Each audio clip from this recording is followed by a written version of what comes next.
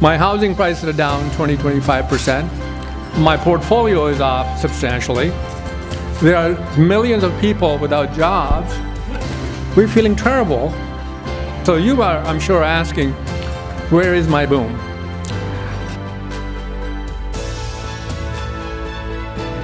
First of all, in my mind, there are 5 things that are restraining growth, and they're going to make this a long slog ahead. There's going to be the job market, deleveraging, housing, Eurozone, and the budget issue. Well, welcome one and all. I am Lucy Dunn, President and CEO of the Orange County Business Council.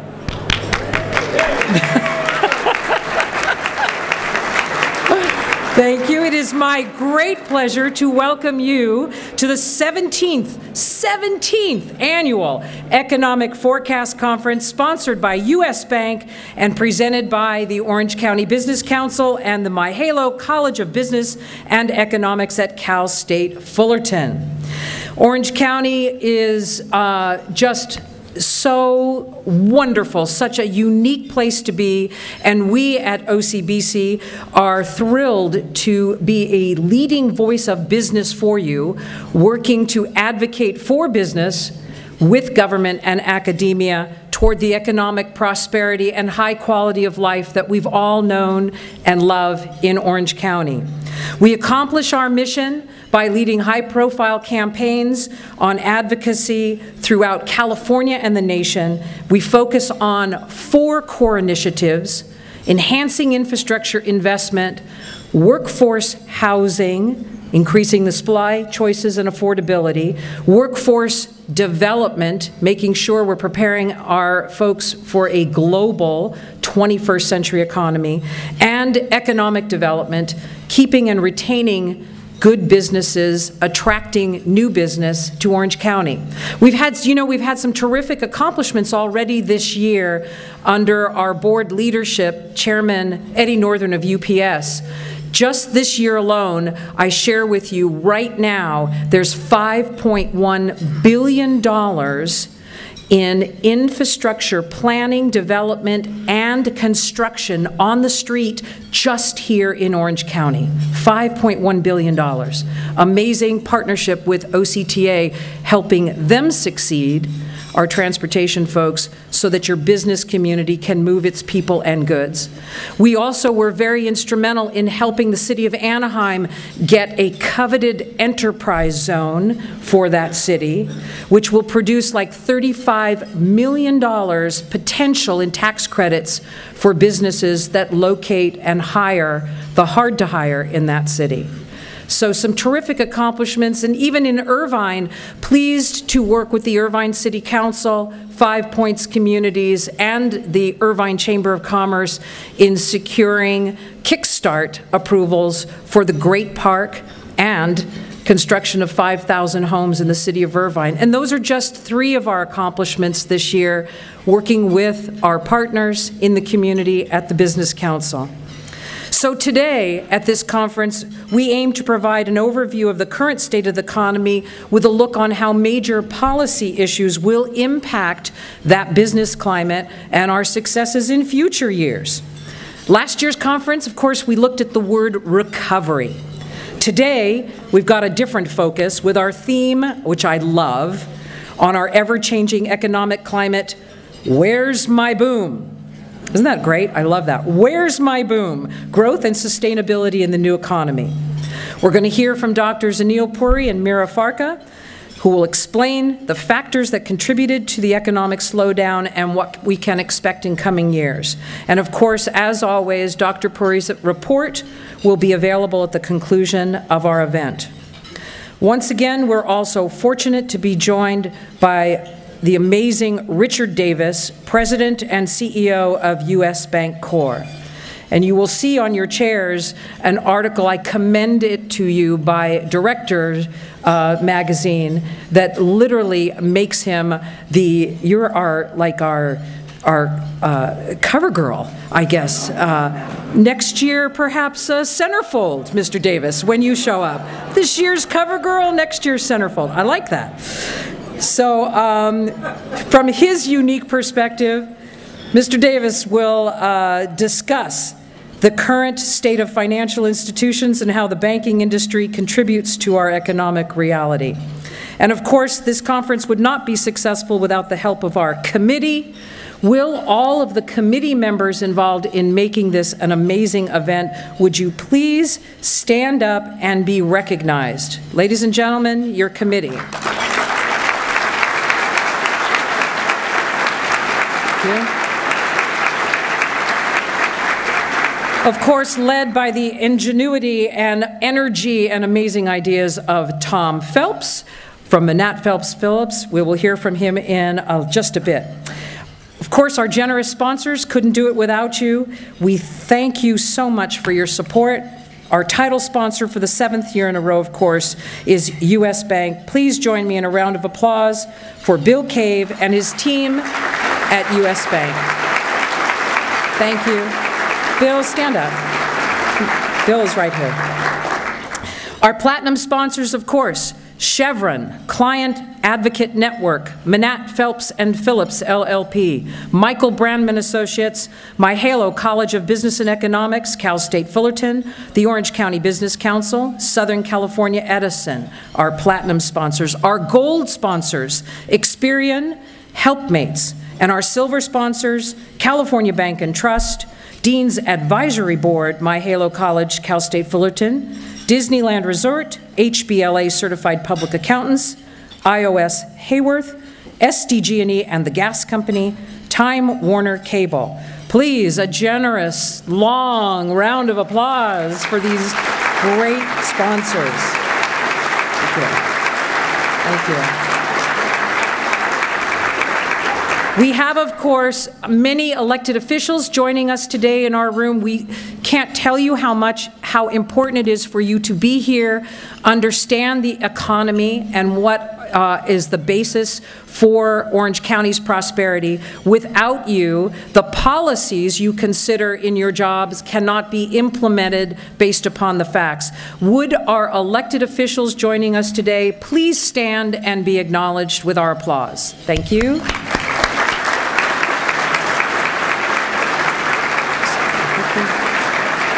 Thank you all.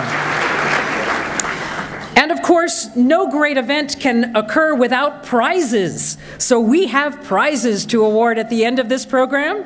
Thanks to Hayworth for generously donating a renewable energy lamp valued at $295, and one lucky person will win 2 tickets to next year's economic conference. So be sure to get your business card into the fishbowl for the drawing, and I'm sure that our folks will be happy to collect cards and make sure that happens for you. So last on the agenda here in preliminaries, we really do value our partnership at OCBC with Cal State Fullerton and thank them for their continued support of us. This is now time I'd like to bring up Dr. Steve Murray, Vice President for Academic Affairs, Cal State Fullerton. Dr. Murray?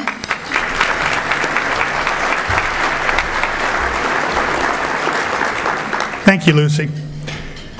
This fall, Dr. Milton A. Gordon announced his decision to retire as president of California State University, Fullerton, following 21 years of dedicated service to the university. Dr. Gordon, a lifelong educator, was selected as the 4th president of Cal State Fullerton and assumed the presidency on August 9, 1990. As the longest-serving president in the 54-year history of the university, Dr. Gordon has led Cal State Fullerton into prominence. His visionary leadership and service to the university and the region have been impressive. Some notable accomplishments under his leadership include Cal State Fullerton ranks #1 in California and 5th in the United States among the top colleges and universities awarding bachelor's degrees to Hispanics.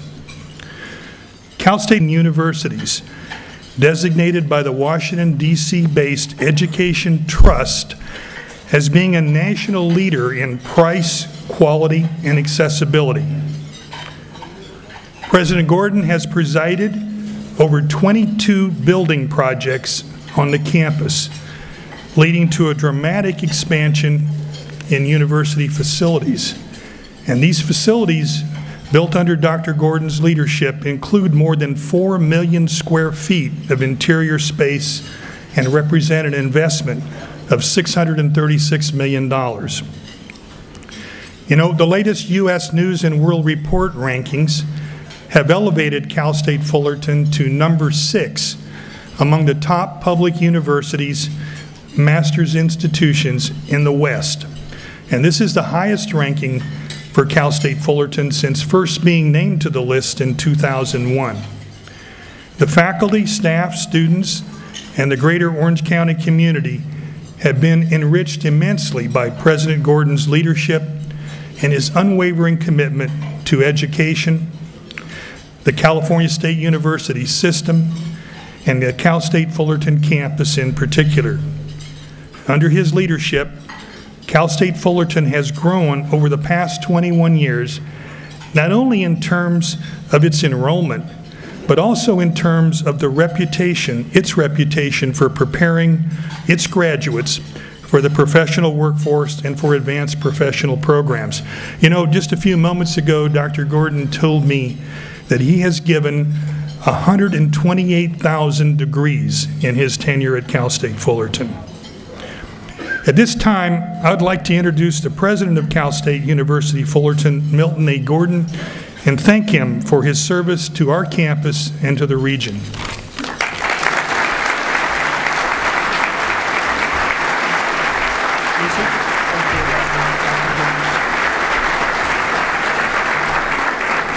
In addition to Dr. Murray's remarks, Orange County Business Council recognizes that in a tough economy where we struggle staying underneath 10% unemployment, if you have a college degree, the unemployment rate is only 5%. So we owe Dr. Gordon thank you in so many other areas, and he has served remarkably on Orange County's Business Council's Board of Directors for about 10 years now. So again, on behalf of all of us at the Orange County Business Council, a little resolution of commendation to Dr. Gordon for his 22 years of service in Cal State Fullerton, over 40 years of service in education, and a lifetime of service in leadership. Dr. Gordon. You have 10 seconds. Okay. 10 seconds. Well, I want to begin by thanking you for those kind remarks, recognizing my 22-year tenure as president of Cal State Fullerton, as well as to my service to the community at large. It has been an honor to serve as the president of Cal State Fullerton, which has been a wonderful capstone to a life in higher education.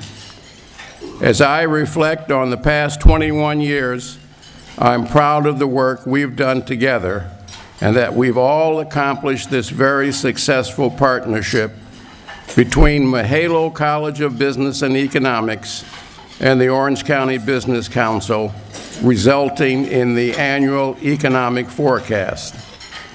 I'm also pleased that during my tenure as president at Cal State Fullerton, I've had the pleasure of awarding, as Steve mentioned, 128,000 degrees out of the 200,000 degrees granted by our university. I know there are many Cal State Fullerton alumni in this audience today who are now making significant contributions to the economic, social, and cultural well-being in all of Orange County. So moreover, I want to say that I have been enriched by the ongoing support of so many people throughout Orange County and beyond, who each in their own way can share the success of Cal State Fullerton. As I look forward to my retirement, I offer my thanks and very best wishes to all of you for the future. Thank you.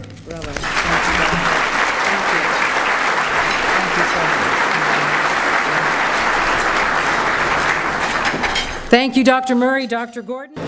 Let me welcome to the podium and introduce Bill Cave, Market President for U.S. Bank, Orange County Inland Empire. Bill Cave, come on up, present our title sponsor, U.S. Bank.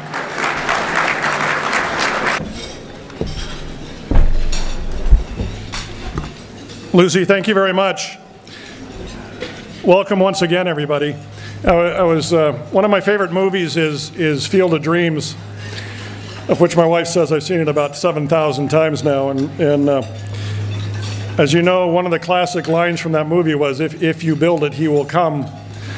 Orange County Business Council, Mahalo College at Cal State Fullerton, you have truly built it, and they indeed have come. So welcome, everybody, today. It gives me great pleasure on behalf of 62,000 other U.S. bankers. We're so pleased to be title sponsor once again. And I'm honored again to be able to introduce Dr. Puri to you. Dr. Puri is the Dean of the Mahalo College of Business and Economics at California State University, Fullerton, which is the largest business school on the West Coast. He is also co-director of its Institute for Economic and Environmental Studies. Prior to becoming dean in 1998, Dr. Puri was the department chair and a professor of economics at Cal State Fullerton. From 1998 to 2009, Dr. Puri served as the executive director of the Western Economic Association International, which is the second largest professional association of economists in the nation. He serves on the policy survey panel of the National Association of Business Economists. Dr. Puri received his doctorate and master's degree from the University of Minnesota. As a noted economist and scholar whose economic forecasting is highly esteemed by business and governmental agencies, he is consistently quoted by the local and national media. Reflecting the business outlook of more than 800 Orange County executives, Dr. Puri's Orange County Business Expectation Survey is published quarterly in the Orange County Business Journal. Ladies and gentlemen, at this time, it gives me great pleasure to introduce Dr. Anil Puri.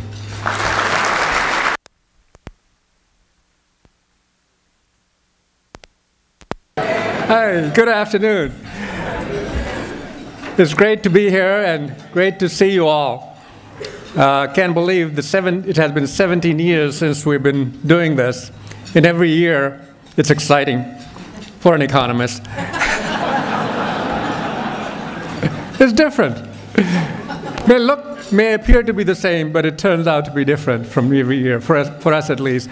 Before I begin, I too want to thank Dr. Gordon, not only for the leadership that he has provided to Cal State Fullerton, but he has been one of the strongest supporters of this economic forecast. Back in early 90s, when we were doing this forecast for about 200 students at Cal State Fullerton, he was the one who came forward and supported us. And he has been a wonderful friend and supporter of the college. So we will miss him dearly. Thank you, Dr. Gordon.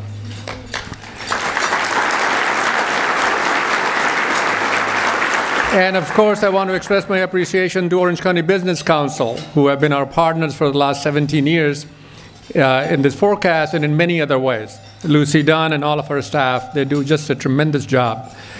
And U.S. Bank has been a partner for this conference for the last 5 years, and they've been supporting Cal State Fullerton. Thank you very much, and all the sponsors who make it all happen. You know, we're talking about you just heard that I got my PhD from University of Minnesota, Minneapolis. And, you know, where Richard presides, that's his second home. His first home is Orange County. That's where his heart is. He's our alum. It's wonderful to have him here today. But Richard, as you know, that this year's Nobel Prize in Economics was given to Tom Sargent and Chris Sims, two faculty members who did their pioneering work for which they got their Nobel Prize Rational Expectations at the University of Minnesota. When I was a student, I took classes for them. They were my instructors, so it was wonderful to see them being recognized. But you know, I don't know whether you heard or not, there was some controversy about this year's Nobel Prize. The Nobel Committee wasn't quite sure that they really had to bother with an economics surprised this year, given everything that has been going on. You know, economics is a tough discipline, even in the best of times. And when the very foundations of the global economic system are being shaken, and things are crumbling all around, and the past model do not work, it's almost an impossible task. Now, I know macroeconomists love it, like my colleague Mira. You know, it gives us a chance to do more experimentation and build more models. But it is a tough situation when the underlying data on which economists rely constantly changes, but that's a fact of life. And talking about changing in the economic data, let's look at our national gross domestic product, GDP, as all of you know.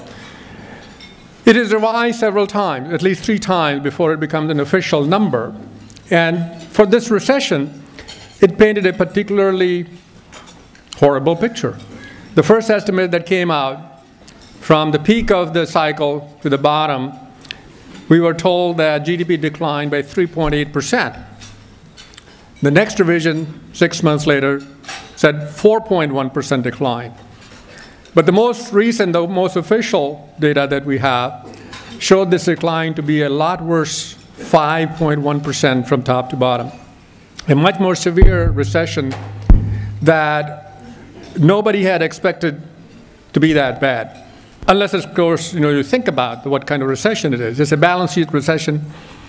And balance sheet recessions are always worse than sort of inventory-based recessions, where you have excess of something, and then it takes a while for us to get out. But balance sheet recessions take a lot longer. And, it has been, the recession ended, according to economists, 2 years ago. Right? You feel like it? But I'm sure all of you are wondering, what kind of recovery is this? My housing prices are down 20–25%. My portfolio is off substantially. There are millions of people without jobs. We're feeling terrible.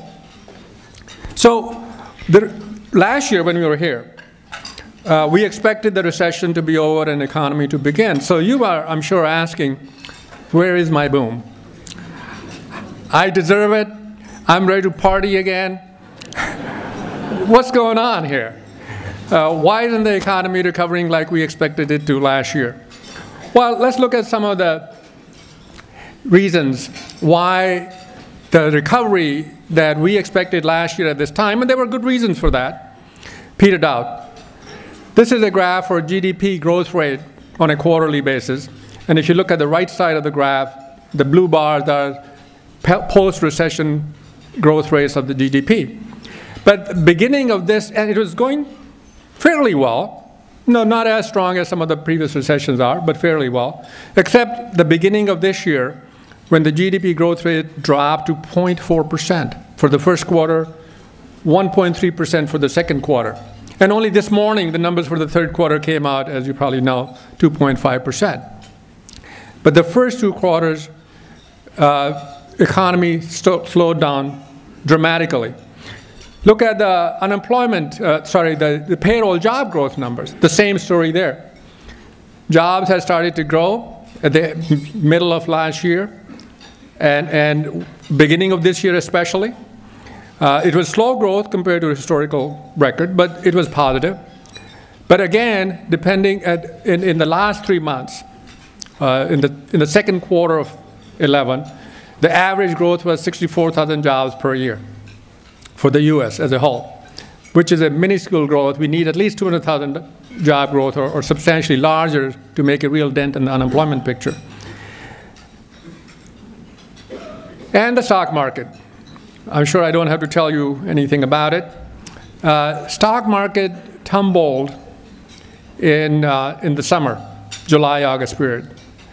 And not only has it dropped dramatically in the last 3 months, the volatility has been extreme. There were 16 times since August when the Dow Jones Industrial moved 200 points up and down to show you the volatility of this particular market. So why did we stall? Why did wheels come off this train? Well, there were some temporary factors. And if you think about it, I'm sure you'll recognize the Arab Spring, all the turmoil in the Middle East. Oil prices in March, in early this part of the year, went up. And then the Japanese disaster in March really shook the world, literally as well as financially, where the supply chains were disrupted throughout the world, and the impact lingered on for a while. But there were other reasons as well. There are some more fundamental factors. Fiscal support, stimulus, the American Recovery and Reconstruction Act, I think it's called, which was passed in February 2009, $787 billion. Most of the money had been spent by the middle of this year. Out of $767 billion, over $650 billion have been spent.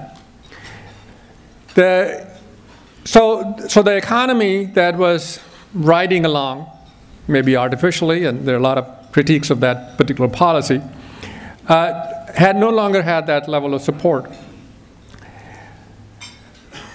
Eurozone crisis erupted about the same time.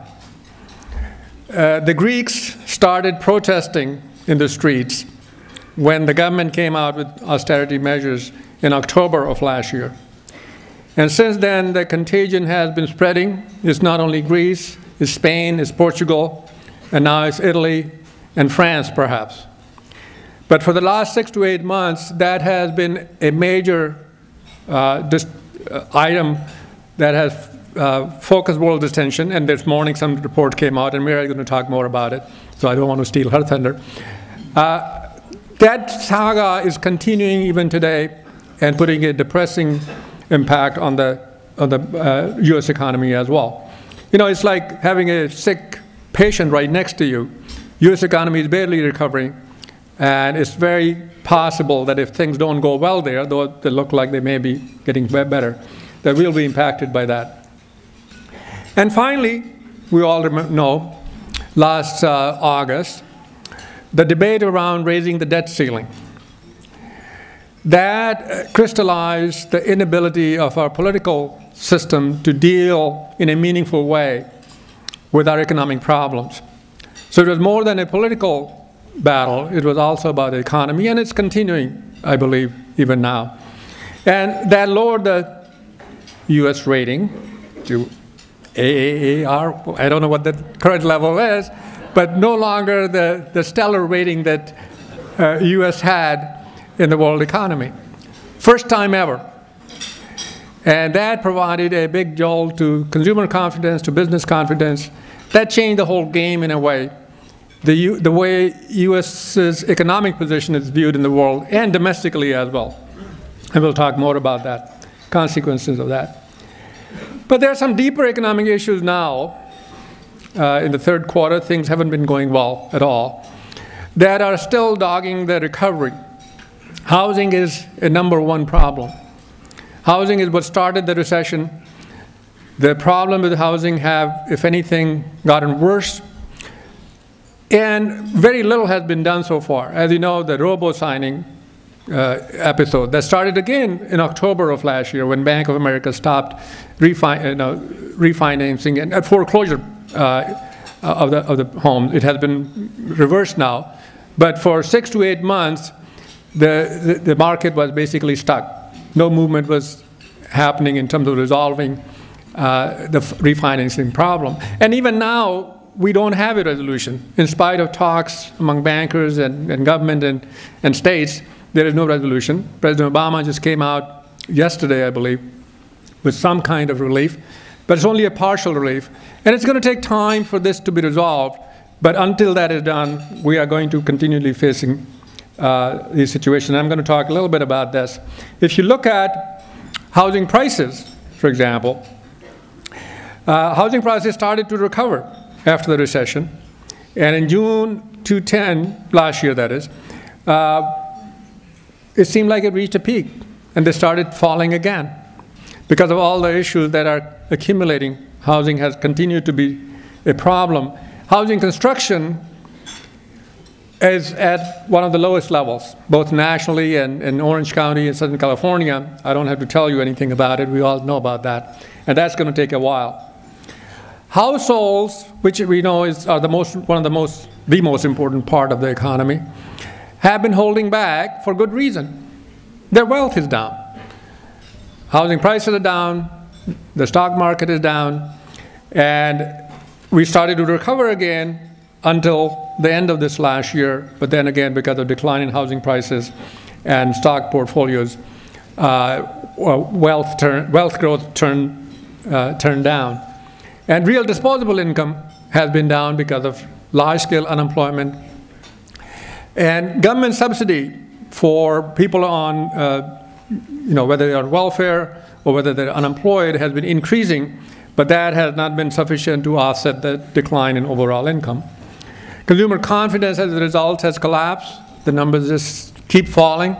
And just a couple of days, we heard that the October report, which shows that the consumer confidence at its lowest since the end of the recession in 2009. State and local government, we don't have enough time to get into that, but that is having a major impact on states' internal situation and everything that relies on state and local expenditures.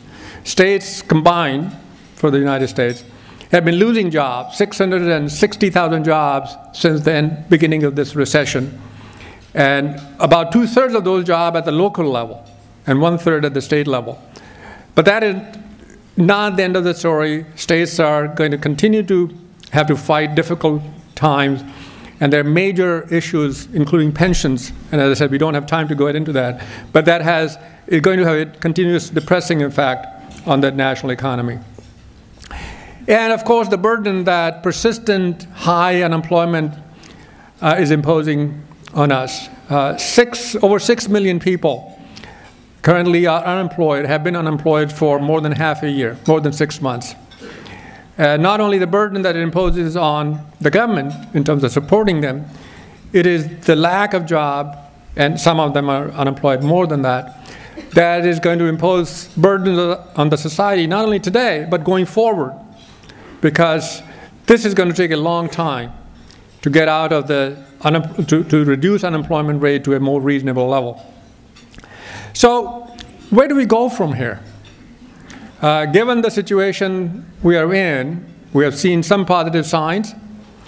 What is the scenario that we see forthcoming in the next 18 months to 2 years and beyond? Well, we believe that, first of all, there is not going to be a second recession, and there are good reasons for that. No double dip or a second recession. But the progress from this recession, Great Recession as we call it, is going to be slow. And it's going to be a long, drawn-out process. It's going to be a long slog, as we call it. Now, before I tell you what our scenario is, I'm going to ask Mira to come up here and delve into this in a little more detail, provide some more insight as to what's happening. Mira, as you know, is my colleague in the economics department. Her PhD is from Columbia. And I know she has a particular insight, I think, into some of these issues, as as I mentioned before. Mira used to work for Deutsche Bank. I wouldn't go there. She didn't want me to mention that. Deutsche Bank is the bank that has the greatest exposure to the Greek credit problems. Mira? Good. Thank you. All right. Thank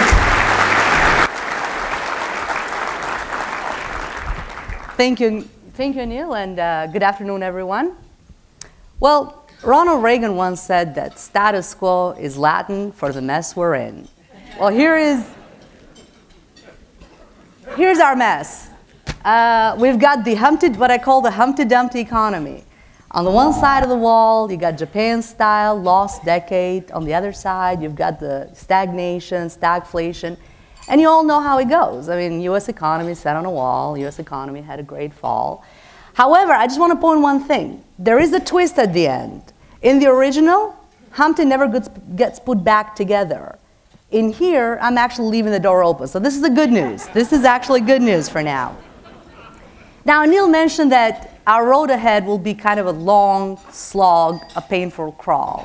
And that's what I'm actually going to discuss today. That's what I'll talk about it today. And since I know what's coming, I got a couple of rules for you. Rule number 1, please don't shoot the messenger. Rule number 2, well, rule number 1 is really the only thing that matters. So please keep that in mind. Please keep that in mind. So with that in mind, let me actually run over the themes for the main themes for you today. First of all, in my mind, there are 5 things that are restraining growth, and they're going to make this a long slog ahead. There's going to be the job market, deleveraging, housing, Eurozone, and the budget issues. I'll talk about 4 of them today. So let's start. First, we'll take a look at the job market. Who ate my job? It seems like an appropriate question. Then I'll turn my attention to consumers. Then we'll talk about the Eurozone issues. And finally, I'll focus on a few policy issues as well. So 4 of these issues. So first, let me start with the job market. And here, I just want to explain a little bit, take a little bit of time and explain that we had problems before the recession, and we have problems because of the recession. So let me first start with problems before the recession. And here the issues are that, since the 1970s, we've added jobs, but the pace of job formation has come down a little bit. We added about 20.6 million jobs in the 70s, about 19.5 in the 80s, 18.1 in the 90s. And then here's the bad news. In 2000, this is right before the Great Recession, between 2000 and 2007, we only added 9.2 million jobs. The second issue is that each recovery has turned out to be more jobless than the previous one. So if you look here, earlier recoveries, usually it took for the labor market is usually a lagging indicator to the GDP. So this graph shows the number of months that it takes the labor market to recover after GDP has recovered. Well, in the earlier recoveries, it took on average about 6 months for the labor market to come back. In the 1990s, this actually got longer. It got 15 months. In the 2000s, it got 40 months. Now, in this recession, in this recovery, we have yet to start counting up because GDP has not yet recovered. So clearly, it's going to be a long slog. The third issue, the third problem that we had before the recession, before the Great Recession, is that we've actually added jobs in what I would call the wrong sectors of the economy. We've added 98% of the jobs from 1990 to 2008, again, prior to the Great Recession, 98% of the jobs were added in the non-tradable sector. Now, this is the sector where output and jobs cannot be exported. Think about government, healthcare, education, construction. Now, only 2% of jobs were added in the tradable sector. 40% of jobs came from 1990 to 2008 came from government and healthcare. And one issue with this is that going forward, in this current decade, these 2 sectors are probably unlikely to add more jobs, to be a huge engine of growth. I mean, government can possibly get any bigger, although I could be surprised. But, I mean, given our problems. And healthcare will actually be hard-pressed to implement a few technology improvement and contain costs. So these 2 are not going to be a huge job growth providers. But more importantly, I think, what's wrong with this picture is that the non-tradable sector actually has contributed very little to productivity growth. I mean, only 10% of productivity growth came from the non-tradable sectors over this 18-year period from the 1990 to 2008. Only 10%. 90% came from the tradables. So here's the problem. If you put these 2 facts together, number 1, we're adding jobs in the non-tradable sector. Number 2, these sectors are the least productive. Then you can see why output growth will actually suffer. And in fact, if we go back and we look at the numbers, output growth in GDP growth in the 1990s averaged about 3.2%. In the 2000s, before the recession, it dropped to about 2.5%. So these were all issues that sort of are mapping and are related to issues that we had prior to this recession. But obviously, we have issues that are related to this recession. And here we've got, number 1, we need to absorb 6.7, the remaining of the 6.7 million jobs that were lost during this recession. And here, I mean, it's tougher because, as you can imagine, I mean, it's going to be kind of hard to turn. We have a problem with skills mismatch, and And the idea is that it's kind of hard to turn construction workers into nurses overnight. I mean, I don't know how that could be done easy. So that's one of the issues that we have. As well, we have the housing crisis that came with this recession has constrained labor mobility. The estimated number here is that perhaps this has added about 0.6 to about 0.7% to the current unemployment rate. In addition, we extended unemployment benefits are running out 99 weeks. And that has by itself added another 0.3 to 0.5% to the unemployment rate. So we have all these issues that are related to the current recession.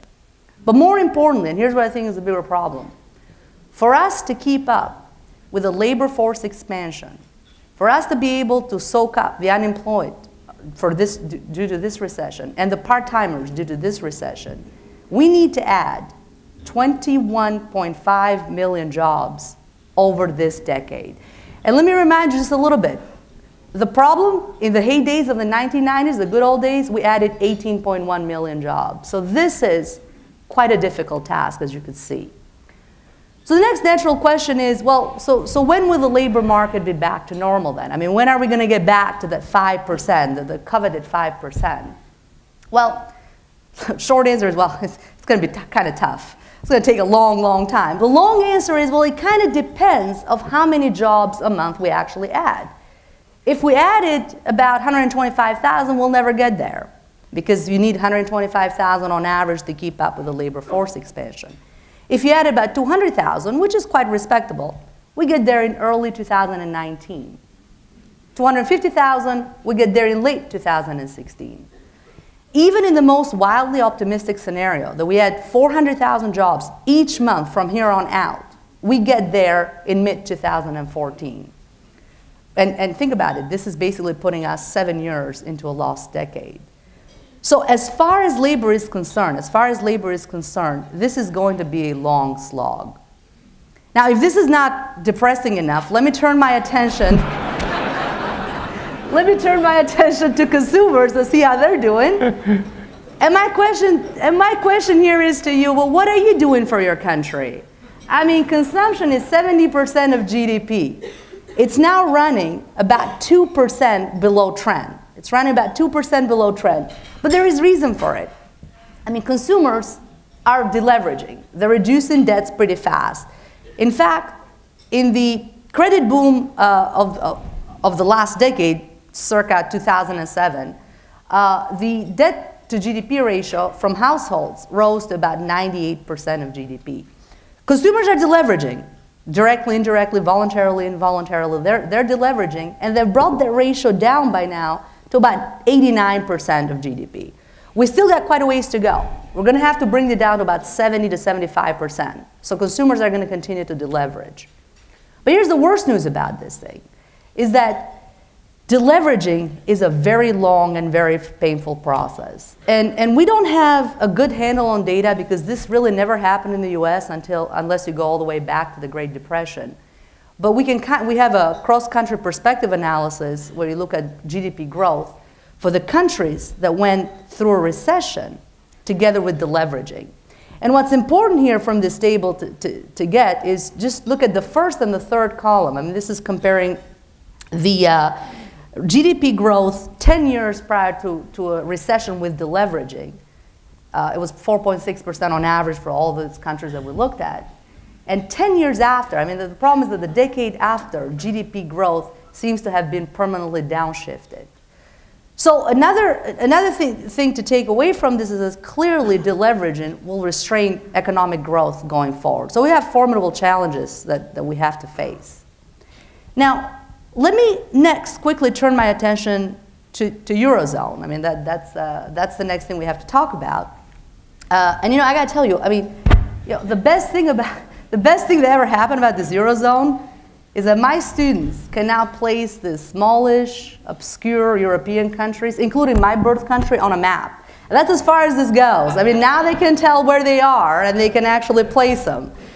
The problem with Eurozone lies with the fact that, you know, bank exposure to the PIGS countries, and as far as I'm concerned, is a very fitting names for these 5 countries in trouble. That's Portugal, Ireland, Italy, Greece, and Spain. Now, on the face of it, the US has actually very little exposure to this. It's about the US banking sector has about $220 billion direct exposure to this, to the pigs. France, Germany, and the UK have quite a large exposure. France, especially 26% of GDP.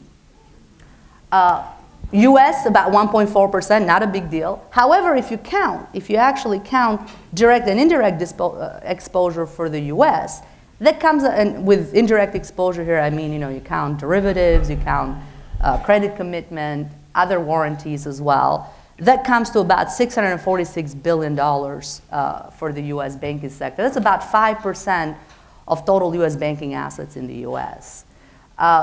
And Richard, I was trying hard to find the US bank exposure to the pigs, and you guys never came up, so that's great. They never floated on the top 10. It was, congratulations, great news. That's always good.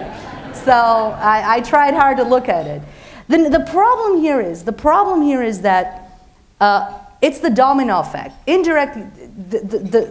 US banking exposure to the total European banking sector is quite large. Now that is about $1.8 trillion. That's about 12% of the GDP. So things get actually a bit more complex. So think of it that way. If a European bank were to go under because of the exposure to because of a defaulting country, then obviously this will create problems for the US banking system as well. So where does this leave us? Well, I say, pray for Europe, because it could drag us down. I mean, the problems are still there. I know they came up with a plan last night. I'm a bit skeptical. We'll see how that turns out to be. A European breakup is still not out of the question. It's kind of hard. Trying to count the cost of a European breakup is sort of hard to come by, but a few studies have put it at about 15% of GDP for a core country like Germany. This is 15% of lost output for a core country, and about 35 to 40% for a periphery like Greece, basically. So it's quite substantial. Now, European policy response has been, as far as I'm concerned, other than last night, non-existent. It's been slow even by European standards. I mean, it has, as far as I can tell, based on last night, the Europeans have agreed on a plan to have a plan. That's as far as it gets. That's a little bit slow. That's a little bit problematic right there. The next issue is also that the US insurers have quite a large exposure to the European crisis. US insurers have actually insured about 56% of defaulting payments through credit default swaps. So if you put the two pieces together, if we add the banking exposure that we already have, direct or indirect to the crisis, and the US insurers exposure, then you can see where the problems lie. The Eurozone is still plays quite an important role in our way forward here. So where does this leave us? I mean, what is our what can policy do? What does it mean in terms of government support? What does it mean in terms of fiscal policy? And these days when I talk about fiscal policy, I feel like I'm always reminded of something that Dolly Parton once said, and it was about her own looks, believe it or not. And when something like that, it says something about, it's incredibly expensive to look this cheap. Well, as far as I'm concerned, growth in 2010 was bought by government support. It was incredibly expensive, and it turned out to be too cheap because it did not last. So I understand that there's very little appetite for more government support. However, given these challenges that we're facing, given these difficulties that we're facing, an argument can still be made for the right fiscal support in the short term. And here, the first tenet of this, the first principle should be, well, first, do no harm. As it is, we're headed for the largest fiscal contraction in US history. In fact, fiscal contraction next year is supposed to chop off about $300 billion from GDP. That's around 1.8% of GDP. That alone would be enough to knock us back into recession. And here we can do a number of things. I mean, we can maintain some support in the short term. You can extend payroll tax cuts. You can extend payroll for employees, for employers, some unemployment benefits, perhaps some infrastructure, although a lot of them have, with varying degrees of success. But the estimates are anywhere, these policies could probably add anywhere between 0.7% to about 1.3% to GDP growth. However, and I say this with a huge caveat, the only time this plan, short-term support, should be put in place if and only if it comes with a credible long-term plan to rein in our budget problems, or our budget deficits. And here, as I was saying, here we got options. I mean, I may sound like an optimist, but I'm a firm believer on what Churchill once said, and it went something like, you can count on the Americans to do the right thing after they've tried everything else. Well, here's the thing. We've tried everything else. It has not worked. Let's do the right thing. And this is time to actually do the right thing. What can we do? Entitlement reform. I mean, we could actually reform Social Security, Medicare. You could mean test this program. You can actually increase the eligibility age. You can increase the contribution cap. There's a bunch of things we can actually do. Tax reform, and it's a must, it's a necessary. You can simplify and remove loopholes. I mean, something to be said about the fact that the boss of the IRS has an accountant to do his taxes. I mean, that, I rest my case. Obviously, there's a huge, and the problem I have with tax reform is that everybody, it's like the weather. Everybody talks about it, but nobody does anything about it. Well, this is our chance. We can actually do something about it. We can broaden the tax base. We can lower the marginal tax rates. So, I mean, and moreover, the most important thing, we got to realize that we have the wrong mix of taxes in place. We tax income, capital, and profits too much, and consumption too little. Taxing income, profits, and capital is a bad idea. It lowers economic growth. In fact, in the US, if you look at the graph, in the US, income, profits, and capital as a share of total taxes combined for 41%. Consumption, only 19%. In France, income, capital, the total tax, the total tax bill that comes from income and capital and wages and profits, only 21%. Perhaps it's because, if you don't work a whole lot, there isn't much to tax, but nonetheless, the point still stands. And you know what? I can't believe that the French have figured it out and we actually haven't. And let's hope we actually do. So, and again, this discussion could go on and on because it's long and it's very involved. I wanted to give a broad overview to you here today. But where does it actually leave us? I mean, what's our outlook? And I like to kind of always leave you with a picture. You kind of know. I mean, I know it's a gut feeling what's coming up. So, well, here's the outlook. It's recession is dead. Long live the recession. And with that in mind, I thank you for not shooting me. You guys have been great. And I'll turn it over to Anil for the forecast. Thank you. Good job.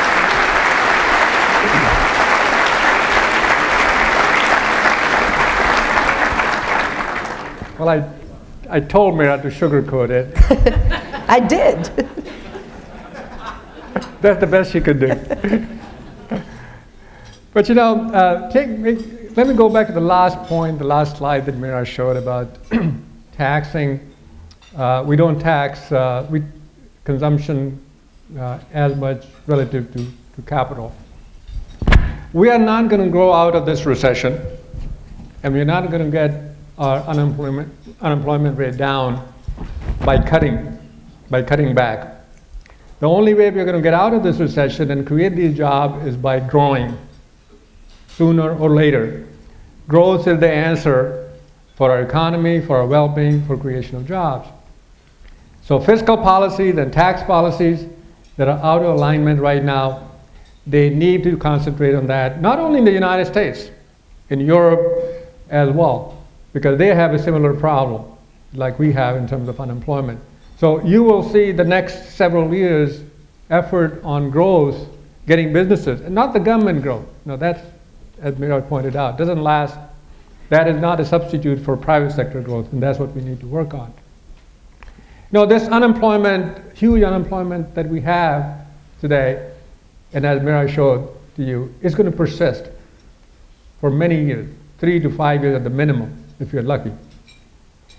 And as you know, if you look at the history, such high unemployment is going to lead to more social unrest.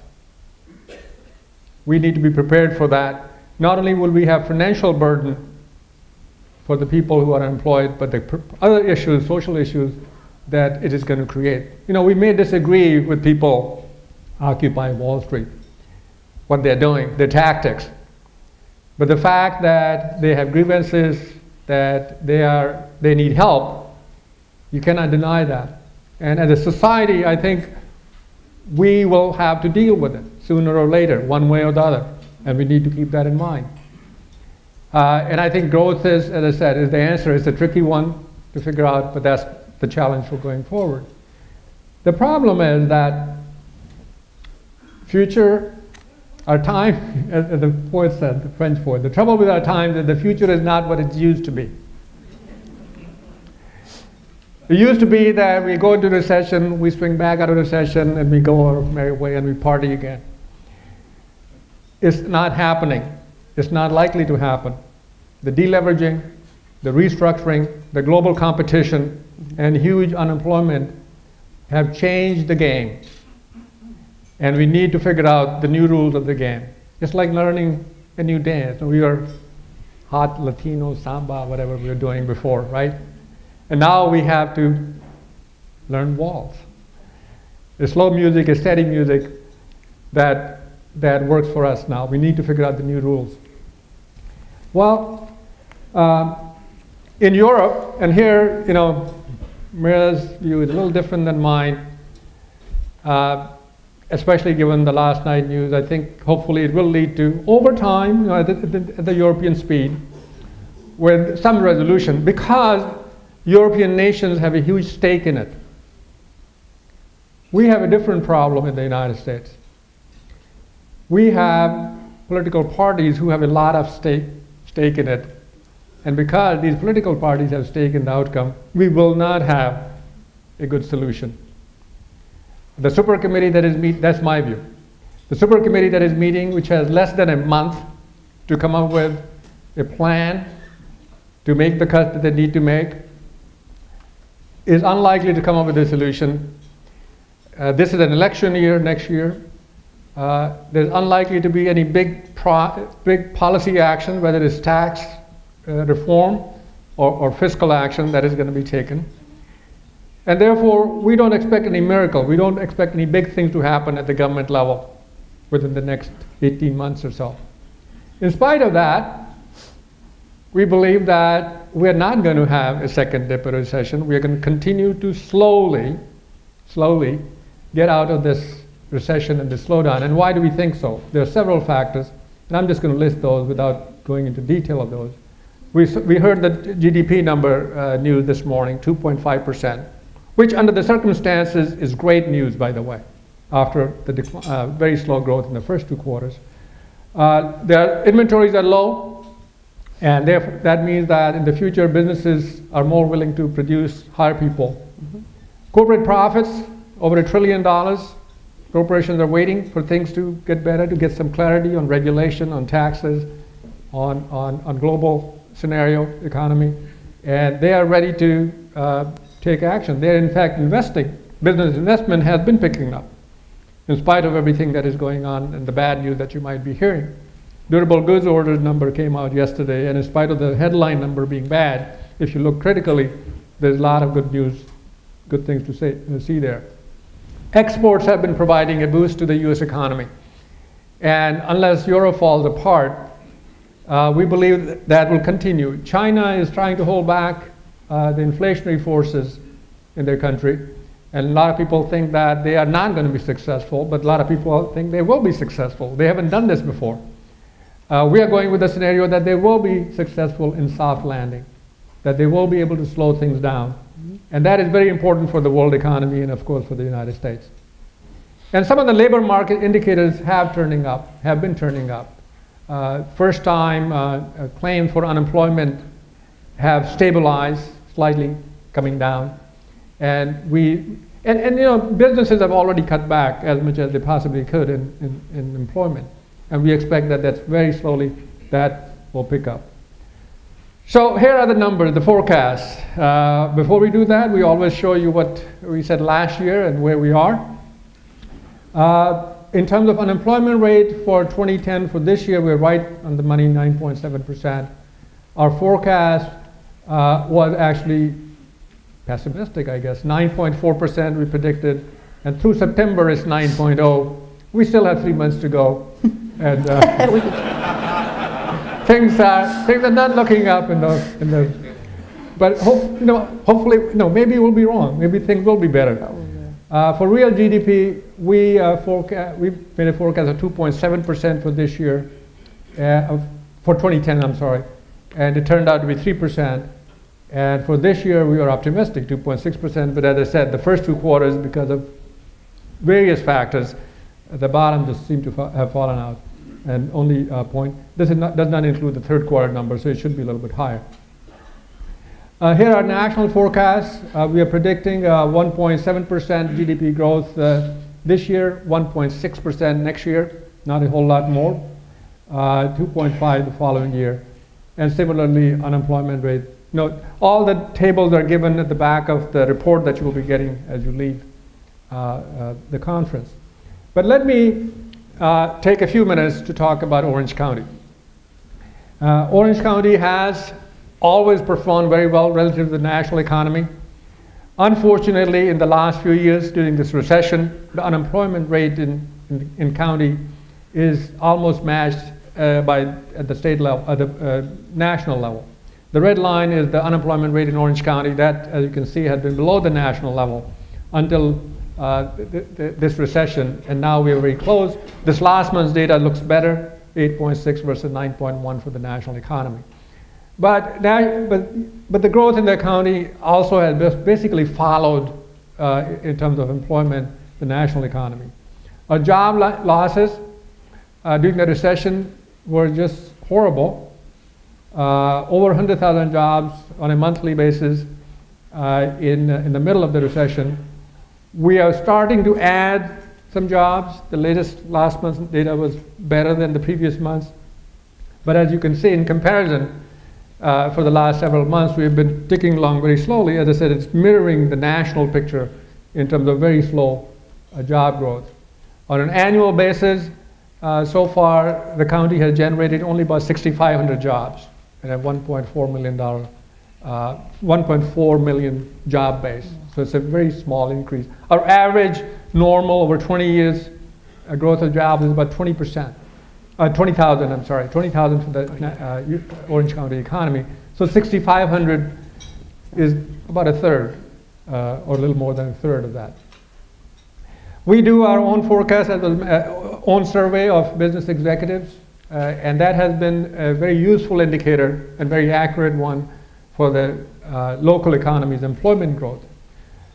The blue line represents the employment percentage of quarterly employment change, and the red line is our OCBX index, Orange County Business Expectations Index.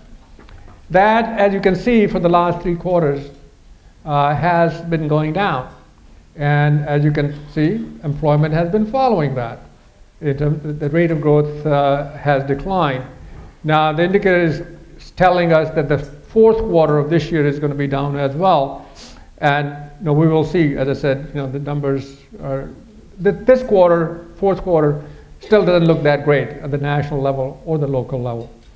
But we will, I believe that we will get better as we move through the next year.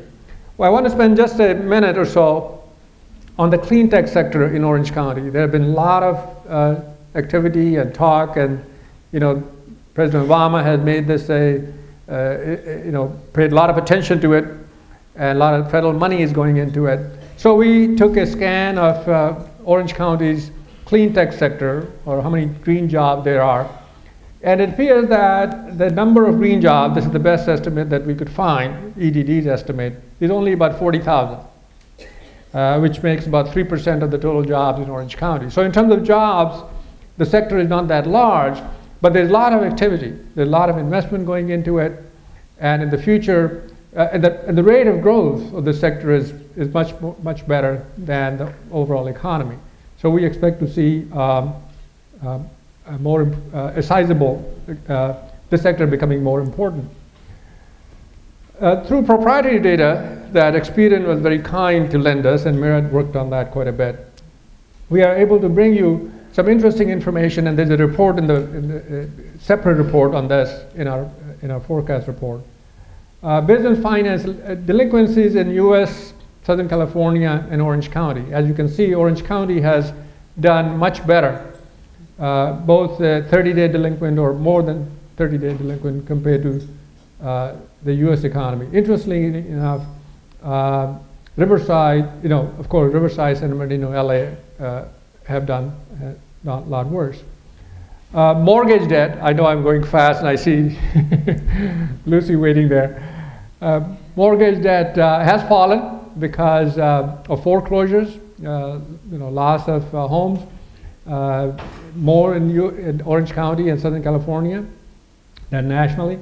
And again, in the Inland Empire, the situation is a lot worse than in Orange County. Foreclosures in Orange County have dropped somewhat from their extremely high numbers of last year, but they seem to be stuck. And as I mentioned earlier, that problem has to be resolved for the national economy and the local economy to move forward. Orange County housing prices started to stabilize, but again, in the last few months, they have been going down. The situation is going to improve, but it's going to take some time until the national picture gets a little better. Here are our forecasts. We expect about 0.5% payroll job growth this year, 1.2% next year, for about 15,000 increase in 2012. Building permits have hit the bottom, it seems. They're starting to slowly creep up, but it is going to be a little while before construction gets back to its usual rhythm. And here's again, the last chart is the payroll employment forecast for the 3 counties. The red line is Orange, the yellow is Los Angeles, and the blue line is Inland Empire. A very slow improvement, but a steady improvement as we see going forward. And this is the end of our forecast. Yes, absolutely. Well, thank you very much for your attention. Thank you. Terrific presentation as always, Dr. Puri, Dr. Farka. Thank you so much for this.